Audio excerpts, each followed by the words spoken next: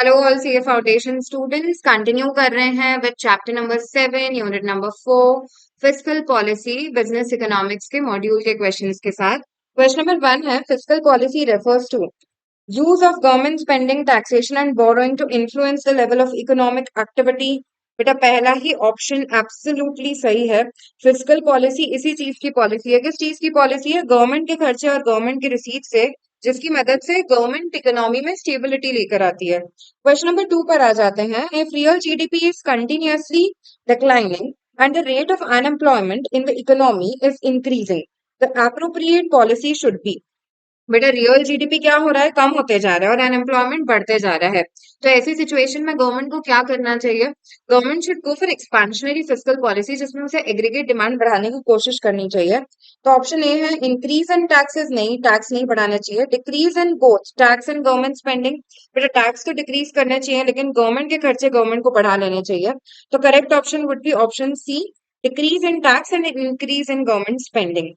Question number 3. Which of the following is likely to occur when the economy is in expansionary phase of business cycle? Expansionary phase मतलब economy में aggregate demand काफी ज्यादा है, तो हमको ऐसी चीजें नहीं करनी चाहिए जिसकी वजह से और ज्यादा एग्रीगेट डिमांड बढ़ जाए। हमको एग्रीगेट डिमांड को कंट्रोल करना है। तो राइजिंग, अच्छा, which of this is likely to occur, अपने को इम्पैक्ट बताना है। तो इसकी वजह से क्या होगा? एक्सपेंशन की वजह से तुम समझ रहे हो ना, एग्रीगेट डिमांड बढ़ेगी, एम्प्लॉयमेंट रेट्स बढ़ेंगे इन द इकोनॉमी, चीजों के प्राइसेस बढ़ने लग जाएंगे, गुड्स एंड सर्विसेज की। तो अनएम्प्लॉयमेंट तो कम होगा, बी ऑप्शन सही लग रहा है। इन्फ्लेशन बढ़ सकता है डेफिनेटली। फॉलिंग वेज रेट तो नहीं होगा। इंक्रीजिंग टैक्स रेवेन्यू, इंक्रीज नहीं होगा, इंक्रीजिंग टैक्स रेवेन्यू होगा। Correct correct. The reason is, जितना ज्यादा डिमांड बढ़ेगी उतना ज्यादा टैक्स कलेक्शन होगा, और लोगों की इनकम भी बढ़ रही है तो टैक्स कलेक्शन बढ़ जाएगा। तो बेटा बी, सी और एफ सही दिख रहे हैं, and that is my correct option is option B. Question number 4 है, during recession the fiscal policy of government should be directed towards. Recession के टाइम फिस्कल पॉलिसी किस तरफ डाइवर्ट होनी चाहिए? बेटा रिसेशन के टाइम गवर्नमेंट को एक्सपेंशनरी फिस्कल पॉलिसी फॉलो करनी चाहिए, जिसमें वो डिमांड बढ़ाने की कोशिश कर रही है, और इसके लिए गवर्नमेंट को अपनी स्पेंडिंग बढ़ानी चाहिए और टैक्सेस कम कर देने चाहिए। The decreasing taxes to ensure higher disposable income. Beta B option is absolutely correct. Question number 5. According to Keynesian economics, when we have inflation, an effective fiscal policy should not include. बेटा inflation अगर है economy में, तो हमको क्या करना चाहिए? हमको इन्फ्लेशन के टाइम गवर्नमेंट को अपने खर्चे कम कर देने चाहिए और टैक्सेस बढ़ा देने चाहिए। ठीक है, तो हमको क्या नहीं करना है वो बताना है इसमें। Incorporate increase corporate taxes, corporate tax तो बढ़ाने चाहिए, है ना, इन्फ्लेशन के time. Then decrease aggregate demand, definitely demand भी कम करनी चाहिए। इंक्रीज गवर्नमेंट परचेज, नहीं, गवर्नमेंट को अपनी परचेजेस नहीं बढ़ानी, गवर्नमेंट को डिमांड में और कंट्रीब्यूट नहीं करना है, राइट? तो this is the thing that should not be done during inflation, that's why correct option is option C. Question number 6 है, Keynesian इकोनॉमिक्स बिलीव्स दैट, क्या बिलीव करता है? Option A, fiscal policy can have very powerful effects in altering aggregate demand, employment and output in the economy. Absolutely correct. Keynes मानता है कि fiscal policy definitely demand और output को alter कर सकती है। B option है, when the economy is operating at less than full employment levels and when there is a need to offer stimulus to demand, fiscal policy is of great use. Absolutely correct यार, जब आपको demand push करनी है तो fiscal policy में आप ऐसे measures ला सकते हो जिसके थ्रू डिमांड बढ़ जाए, आप स्पेंडिंग बढ़ा सकते हो, टैक्सेस कम कर सकते हो। सी है, wages are flexible and therefore business fluctuations would be automatically adjusted. नहीं, ऐसा नहीं है, कीन्स ऐसा नहीं मानता। कीन्स फिस्कल पॉलिसी का रोल बहुत इंपॉर्टेंट मानता है, इसलिए ए एंड डी दोनों सही है। Option D is correct. Question number 7, which of the following में ensure a decrease in aggregate demand during inflation? आप एग्रीगेट डिमांड को कम करना चाहते हो तो क्या क्या करना पड़ेगा? Decrease in all types of government spending and increase in taxes, ये तो बिल्कुल सही है। इंक्रीज इन गवर्नमेंट स्पेंडिंग नहीं, ये गलत है। Decrease in government spending and decrease in taxes, ये भी गलत है। बेटा पहला ही ऑप्शन बिल्कुल सही है। डिक्रीज करना है सारे टाइप की गवर्नमेंट स्पेंडिंग को, और क्योंकि आप एग्रीगेट डिमांड कम करना चाहते हो, ठीक है, इन्फ्लेशनरी फेज में, और इंक्रीज करना चाहिए टैक्सेस को। क्वेश्चन नंबर 8 है, recession is characterised by. Recession में क्या होगा? डिमांड कम हो जाती है मार्केट में, अनएम्प्लॉयमेंट बढ़ जाता है, प्राइसेस गिरने लग जाती हैं, ठीक है। तो declining prices and rising employment, नहीं राइजिंग एम्प्लॉयमेंट नहीं होता, डिक्लाइनिंग अनएम्प्लॉयमेंट, यहाँ से ये गलत हो गया। Declining real income and rising unemployment, C looks correct. Rising real income तो गलत है, तो सी वाला सही है। Question number 9, which one of the following is an example of fiscal policy. पहला देके रखा है tax cut aimed at increasing the disposable income and spending, ये तो है सही है। बी है reduction in government expenditure to control inflation, ये भी सही है। सी है an increase in taxes and decrease in government expenditure to control inflation, बेटा ये सारे स्टेटमेंट सही है, that's why correct option is option D. Question number 10, which of the following would illustrate recognition lag.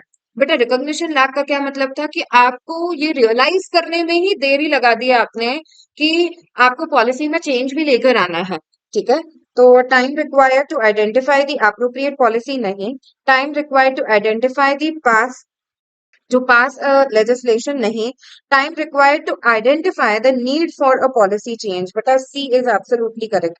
Question number 11, an expansionary fiscal policy taking everything else constant would in short run have the effect of। Expansionary fiscal policy मतलब जब आप aggregate demand बढ़ाने की कोशिश कर रहे हो, कैसे करोगे? गवर्नमेंट स्पेंडिंग बढ़ा के और टैक्सेस को कम करके।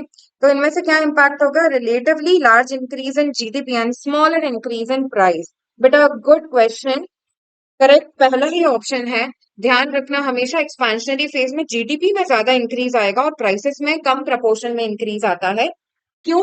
क्योंकि जैसे ही जीडीपी इंक्रीज हो रहा है, सी लिसन, प्रोडक्शन बहुत स्पीड में बढ़ता है, प्रोडक्शन एंड डिमांड बहुत ज्यादा स्पीड से बढ़ रही है, लेकिन प्राइसेस इतना ज्यादा स्पीड से नहीं बढ़ेंगे क्योंकि जितनी डिमांड बढ़ रही है उसके अकॉर्डिंग प्रोडक्शन भी बढ़ता जा रहा होगा, तो प्राइस पे बहुत ज्यादा इंपैक्ट नहीं आएगा।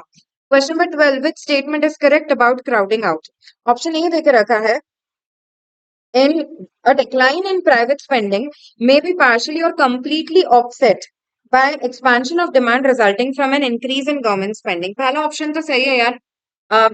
Crowding out is basically a situation जहां पे गवर्नमेंट ने उधार ले लिया है मार्केट में, ठीक है, और गवर्नमेंट स्पेंडिंग करना चाह रही है, ठीक है। तो गवर्नमेंट जब स्पेंडिंग करती है तो ऑटोमेटिकली हो सकता है इसकी वजह से प्राइवेट वालों को लोन नहीं मिल पा रहा है, उधार नहीं मिल पा रहा है, and that is why private spending completely कम हो चुकी है, पार्शियली कम हो गई है, ठीक है। और एग्रीगेट डिमांड मेनली बढ़ रही है किस वजह से? Due to government spending. पहला तो सही है स्टेटमेंट। दूसरा है, crowding out effect is the negative effect fiscal policy may generate when money from private sector is crowded out to the public sector। Absolutely correct यार, जो पैसा प्राइवेट वालों को मिलना चाहिए था वो इसकी जगह डाइवर्ट हो गया है to public sector. Second statement भी सही है। when spending by government in an economy increases, government spending would be crowded out। नहीं, यहाँ से ये स्टेटमेंट गलत हो गया बेटा, प्राइवेट स्पेंडिंग क्राउड आउट हो जाती है due to government spending। Fourth है, private investments, especially the ones which are interest sensitive, will be reduced if interest rates rise due to increased spending by government। क्या बोलना चाह रहा है? अगर गवर्नमेंट के खर्चे गवर्नमेंट बढ़ा देती है, उसकी वजह से इंटरेस्ट रेट बढ़ जाते हैं, तो इस वजह से प्राइवेट इन्वेस्टमेंट्स कम हो जाएंगे। तो ये स्टेटमेंट भी बिल्कुल सही है। पहला, दूसरा और तीसरा स्टेटमेंट, चौथा स्टेटमेंट सही है। That is why correct option would be option C. Okay, a very good question again. Question number 13 देकर रखा है, which of the following policies is likely to shift an economy's aggregate demand curve to the right। Aggregate demand किस वजह से बढ़ेगी? Increase in government spending, decrease in taxes, सारे सही दिख रहे हैं। Tax cut along with increase public expenditure, तीनों सही है, इसलिए ऑप्शन डी सही है। Question number 14, identify the correct statement. A progressive direct tax system ensures economic growth with stability. Correct, यहाँ तक तो सही है, because it distributes the burden of taxes unequally. बेटा यहाँ से ये स्टेटमेंट गलत हो गया। प्रोग्रेसिव टैक्स की वजह से इकोनॉमिक ग्रोथ और स्टेबिलिटी हम इसलिए अचीव कर पाते हैं क्योंकि इक्विटेबली डिस्ट्रीब्यूशन कर पाता है। ज्यादा जो रिच हैं उनसे ज्यादा टैक्सेस और जो पुअर है उनसे कम टैक्सेस, ठीक है। तो ये स्टेटमेंट ही इनकरेक्ट है। Good question again, I will say question number 14 is a good one. Question number 15 पर आ जाते हैं। रीड द फॉलोइंग स्टेटमेंट्स, इसमें से कौन सा सही है अपने को बताना है। Fiscal policy is said to be contractionary when revenue is higher than spending। जब रेवेन्यू ज्यादा है इन कंपैरिजन टू स्पेंडिंग, मतलब गवर्नमेंट सरप्लस बजट बनाती है, गवर्नमेंट हमसे लेती ज्यादा है और हम पे खर्चा कम करती है, ऐसी कंट्रैक्शनरी फेज में फिस्कल पॉलिसी लगाई जाती है। ये तो बिल्कुल सही है। Other things constant, a fiscal expansion will raise interest rates and crowd out some private investment. Absolutely correct यार। एक्सपेंशनरी पॉलिसी है तो ऐसी सिचुएशन में गवर्नमेंट ज्यादा खर्चे कर रही है हम पे, और ज्यादा खर्चे कर रही है तो प्राइवेट सेक्टर को कम उधार लेने के लिए पैसे बच रहे हैं, क्योंकि गवर्नमेंट ही ज्यादा उधार लेके बैठ गई है, तो प्राइवेट इन्वेस्टमेंट क्राउड आउट हो जाएंगे। सेकंड वाला पॉइंट भी बिल्कुल सही है। तीसरा देके रखा है, during inflation new taxes can be levy and the taxes and the rates of existing taxes are raised to reduce disposable income. Absolutely correct यार। इन्फ्लेशन के टाइम पे जनरली टैक्सेस बढ़ा दिए जाते हैं और नंबर ऑफ टैक्सेस भी बढ़ाए जा सकते हैं। ठीक है। फोर्थ है, classical economist advocated contractionary fiscal policy to solve the problem of inflation. बेटा कंट्रैक्शनरी फिस्कल पॉलिसी इन्फ्लेशन की प्रॉब्लम को सॉल्व करने के लिए क्या कंट्रैक्शनरी फिस्कल पॉलिसी एडवोकेट की जाती है? एब्सोल्युटली करेक्ट यार। इन्फ्लेशन के टाइम कंट्रैक्शनरी फिस्कल पॉलिसी लगाई जाती है। सारे ही स्टेटमेंट सही हैं with regard to fiscal policy, इसलिए मेरे हिसाब से answer should be D. However, probably a module is giving the answer as B. Okay, you can go through. The answer should be D. Good question again. Question number 16 है, while restoring to expansionary fiscally resorting to expansionary fiscal policy, expansionary fiscal policy के time क्या होगा? Expansion के time तुम समझ रहे हो ना, गवर्नमेंट अपने खर्चे बढ़ा रही है, टैक्सेस कम कर देगी। ओके, एग्रीगेट डिमांड बढ़ाना चाहती है government. The government possibly have budget surplus? नहीं, बजट सरप्लस नहीं होगा, डेफिसिट बजट होगा।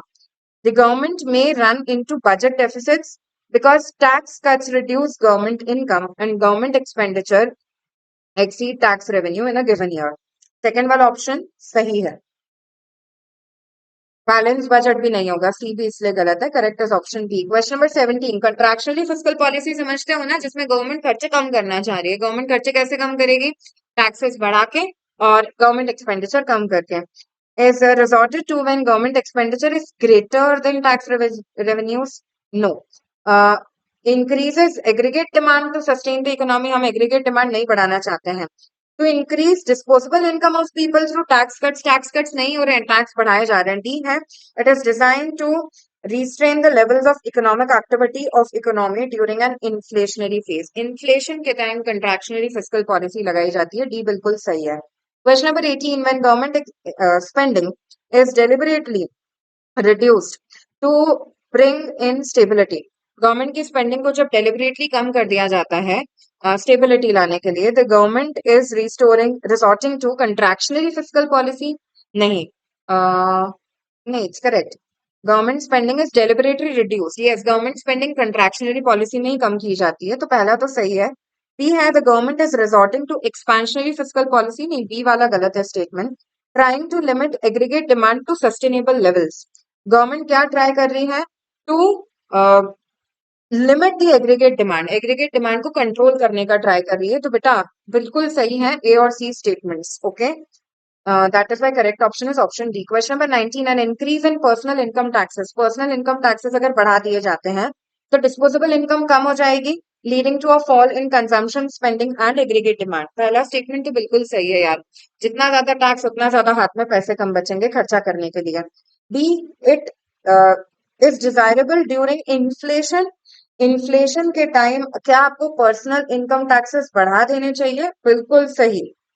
और when there is excessive level of aggregate demand, B statement भी बिल्कुल सही है। C, it is to compensate the deficiency in effective demand. बेटा जब डेफिशिएंसी है इफेक्टिव डिमांड में तो क्या हमको तब टैक्स रेट्स बढ़ा देने चाहिए? नहीं, ए और बी स्टेटमेंट बिल्कुल सही है। That is why correct option is option D. Question number 20, while the government resorts to deliberate fiscal policy, it may attempt to manipulate. Uh, it may not attempt to manipulate. Government क्या change नहीं करेगी यार deliberate fiscal policy में? Fiscal policy में government अपने खर्चे change कर सकती है on public works, definitely. Personal income taxes, corporate taxes change कर सकती है। Government expenditure on goods and services change कर सकती है बेटा, लेकिन रेट ऑफ इंटरेस्ट गवर्नमेंट नहीं चेंज करती फिस्कल पॉलिसी में, ये मनी पॉलिसी में चेंज होता है। Correct option is option D.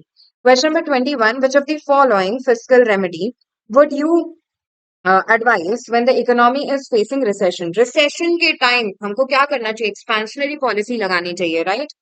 The government may cut interest rates to encourage consumption and investment. Uh, when the economy is facing recession, तो government को interest rate cut कर देने चाहिए. बेटा गवर्नमेंट इंटरेस्ट रेट कट नहीं करेगी, ये चीज करती है आरबीआई मनी सप्लाई के through. Government may cut taxes to increase aggregate demand, B वाला सही है. Government may follow a policy of balanced budget, नहीं नहीं, B option is absolutely correct. Then coming on to question number 22, last one. बेटा 21st question में भी confusion होता है ऑप्शन ए से, ध्यान रखना वो मनी पॉलिसी से रिलेटेड ऑप्शन है. Question number 22.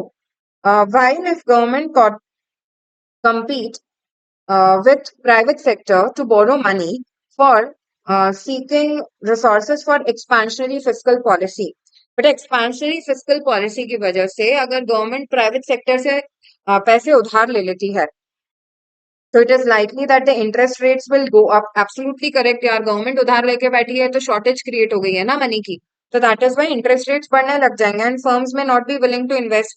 फर्म्स इसलिए पैसे लगाने में इंटरेस्टेड नहीं रहेंगी, फर्म्स को इतना इजीली उधार नहीं मिल रहा है ना, हाई कॉस्ट पे मिल रहा है. It is likely that interest rate will go up and the individuals too may be reluctant to borrow and spend. Absolutely correct यार, इंटरेस्ट रेट इतने ज्यादा हो गए हैं कि अब लोग भी बोरो नहीं कर रहे हैं पैसा. It is likely that interest rates will go up and the desired increase in aggregate demand may not be realized. Absolutely correct यार, एग्रीगेट डिमांड में जो इंक्रीज होना चाहिए था वो हमें दिखेगा नहीं. तीनों ही स्टेटमेंट सही है, that is why correct option is option D. For any queries you can post in the comment.